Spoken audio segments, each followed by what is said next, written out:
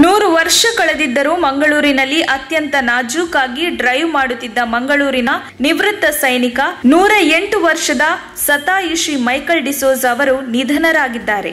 ಮದ್ರಾಸ್ ಸರ್ಕಾರದಲ್ಲಿ mechanical cum driver ಆಗಿ ಸೇನೆಯಲ್ಲಿ 10 ವರ್ಷಗಳ ಕಾಲ ಸೇವೆ ಸಲ್ಲಿಸಿದ್ದರು.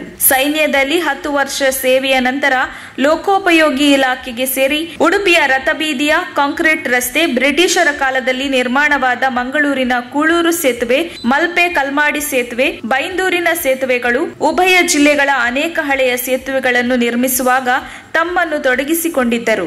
ಮಕ್ಕಳಿಲ್ಲದವರು ಪರ್ಕಳದ ಸಂಬಂಧಿಕರ ಮನೆಯಲ್ಲಿ ಉಳಿದುಕೊಂಡಿದ್ದರು. ಶತಾಯುಷಿ ಆಗಿದ್ದರೂ ಅವರ ಕಣ್ಣಿನ ದೃಷ್ಟಿ ಉತ್ತಮವಾಗಿತ್ತು. 2024ರ ತನಕ ಮಂಗಳೂರಿನ RTO ಅವರಿಗೆ 4 ಚಕ್ರ ವಾಹನ ಚಾಲನೆಗೆ ಪರವಾನಗಿ ನೀಡಿತ್ತು.